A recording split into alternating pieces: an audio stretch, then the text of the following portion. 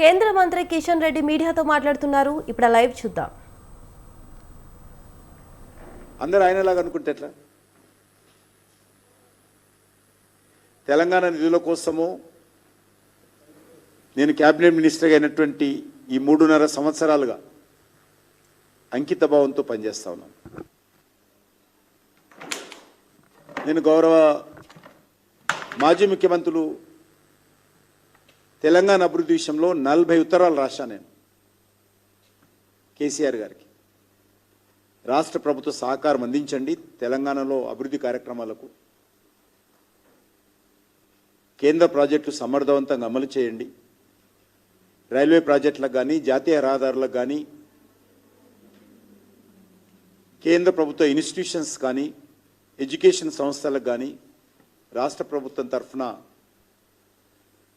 సహకారం కావాలని పదే పదే నేను కేసీఆర్ని కోరాను. రేవంత్ రెడ్డి గారు వచ్చిన తర్వాత కూడా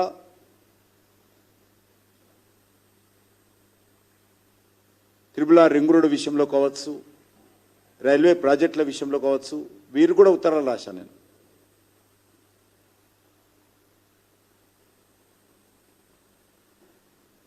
అసలు అభివృద్ధిని అడ్డుకోవడం కోసం తెలంగాణ ఏమన్నది రేవంత్ రెడ్డి సొంత జాగిరా? ఇది రేవంత్ రెడ్డి మనది, తెలంగాణ ప్రజలది. రేవంత్ రెడ్డి ఈరోజు ఉంటారు, రేపు పోతాడు. కానీ తెలంగాణకు న్యాయం జరగాలని కోరుకుంటాము, తెలంగాణ అభివృద్ధి జరగాలని కోరుకుంటాము, తెలంగాణలో భారతీయ జనతా పార్టీ బలం పెరగాలని కోరుకుంటాము, ప్రజలకు మేలు జరగాలని కోరుకుంటాము. అంతే తప్ప రేవంత్ రెడ్డి మీద కోపంతో తెలంగాణను అభివృద్ధిని అడ్డుకునేటువంటి అజ్ఞానులం కామేమన్న విషయాన్ని అర్థం చేసుకోవాలి. అసలు రేవంత్ రెడ్డిని కూడా వ్యక్తిగతంగా మాకు ఎందుకు విమర్శించాలి? మేము కేసీఆర్ ఉన్నప్పుడు వ్యతిరేకించలేదు అభివృద్ధిని, రేవంత్ రెడ్డి గారు ఉన్నప్పుడు వ్యతిరేకించము. కేరళలో కమ్యూనిస్ట్ పార్టీ ఉన్నా అక్కడ వ్యతిరేకించము, తమిళనాడులో డిఎంకే ప్రభుత్వం ఉన్నా వ్యతిరేకించము, కర్ణాటకలో కాంగ్రెస్ పార్టీ ప్రభుత్వం ఉన్నా వ్యతిరేకించము. అనేక రకాల అభివృద్ధి కార్యక్రమం అమలు చేస్తూ ఉన్నాము. దేశంలో 7 టెక్స్టైల్ పార్కులు వస్తే ప్రధానమంత్రి గారితో మాట్లాడి ఒప్పించి తెలంగాణకు ఒక ప్రాజెక్టు తెచ్చాను. ఇండస్ట్రియల్ పార్కులు వస్తే తెలంగాణకు ఒకటి తీసుకొచ్చాను. రీజనల్ రింగ్ రోడ్డు తెలంగాణ కోసం వచ్చింది. కానీ ఈరోజు ముఖ్యమంత్రి గారు వివరం ఎట్లుందంటే, ఖాళీ పాత్రలు పెద్ద శబ్దం చేస్తాయి. రేవంత్ రెడ్డి గారి వివరం అట్లనే ఉంది.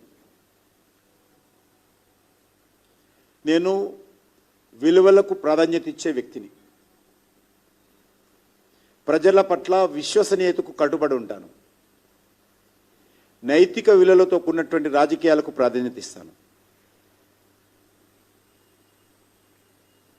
అంతే తప్ప ప్రాజెక్టులు అడ్డుకోవడము ఇతరత్రో ఊహించడం కూడా కష్టం. నా తరఫున ఆ రకమైనటువంటి చర్యలు ఎవరైనా ఊహించడం కూడా తప్పే అని సందర్భంగా వహిస్తున్నాను. అదే కాకుండా చిన్నప్పటి నుంచి కూడా ఒక సిద్ధాంతానికి కట్టుబడినటువంటి వ్యక్తిని కాబట్టి ఈ తాటాకు చప్పులకు భయపడే వ్యక్తిని కూడా కాదు. నేను తప్పు చేయనప్పుడు అసలే భయపడను. తప్పు జరిగితే ఒకవేళ పొరపాటున విధానం మార్చుకుంటాను తప్ప వైఫల్యాలను, అవాస్తవాలను, అసమర్థతను నా మీద రుద్దితే అది మంచిది కాదు. నా మీద రుద్ది తప్పించుకునేటువంటి కుట్ర రేవంత్ రెడ్డి గారు తన వైఫల్యాల నుంచి చేస్తూ ఉన్నారు.